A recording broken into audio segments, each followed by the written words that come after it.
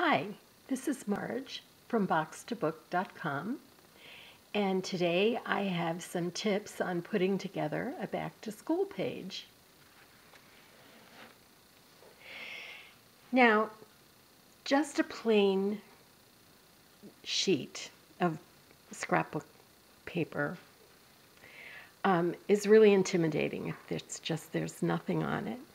So for me, one of the ways I get over that, oh my God, what am I going to do, is I put a background page down and tape it down. So now I have a color, I have a place to start. And when I was in the craft store this week, I found this great ribbon with pencils and apples, definitely a school theme. And the thing that I liked the best about it, that I thought was so cool, was that it has, it's tape on the back. It has stickum on the back. So you don't have to fool around with your tape runner. And what you do is you just measure and cut so you're the length that you want, and then peel the back. And after you've peeled it, instead of doing the whole piece, what you do is just get it started, tack it down as a starting place. I'm going to do it on here because I don't want another. And then as you're doing it, you just pull and smooth it down. So that, that gives you a quick border, and it's kind of interesting. There were really a lot of different patterns and a lot of other school things. So if you take a look in the scrapbooking supplies for this ribbon, it's Offery ribbon, I'm sure you'll find something that you like. Then I need a title at the top. So here we go. This is a piece of orange scrapbook paper.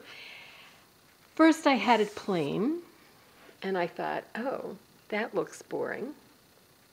So then I decided that I would put little dots around the edge. I don't know if you can actually see them close up, but the dots just add a sort of a border, a little bit of interest. And when I put it down on the page, it's a little more interesting in appearance.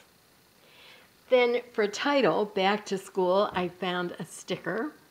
So that was a really quick way to do it. I mounted it on a piece of green scrapbooking paper. And then I took my pen and I did a little border around the four sides.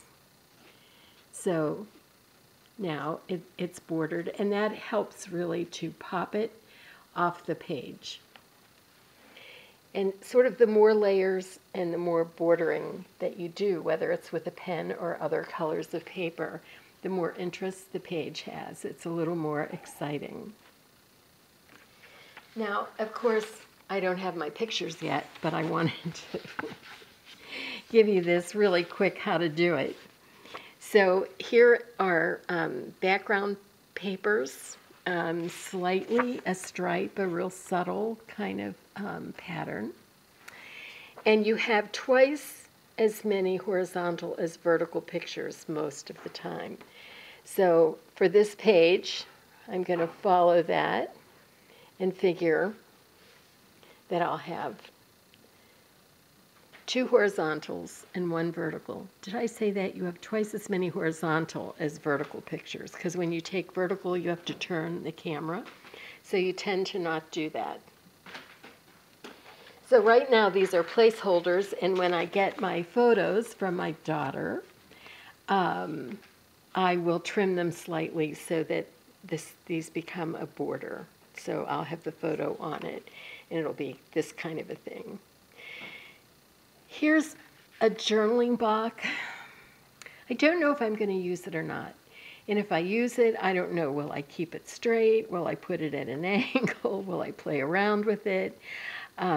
Will I just take a photo and put it down without any background? And, you know, I can just crop it so that I have a close-up of some event of that morning, going off to school for the first time. Another little decorative element is the school bus. You can see that I put it onto green paper, and then I took my pen again and I just ran it very close to the edge all around. And that gives almost a sort of shadowing and helps to make it a little more interesting. I think that after my pictures are down, I'm going to put that right there. And that's pretty much it. It's a kind of quick way to do it. I'm sure I'll have multiple pages, you know, multiple families going off. Now, the other thing that I wanted to remember to tell you was that you try to keep the top parallel, and then the space between here, the horizontal ones, and then between the vertical and horizontals. I try to keep that pretty even. It helps to give the page kind of a cohesive look to it, and it makes it easier for the eye to follow. And remember that we read from left to right, and we go from the top to the bottom. So as you're placing things, you might just keep that in the back of your mind. Well, happy beginning of the school year. I hope that your children and grandchildren are having a great year. And this is Marge from box2book.com, wishing you a happy school year, and I'll see you again soon.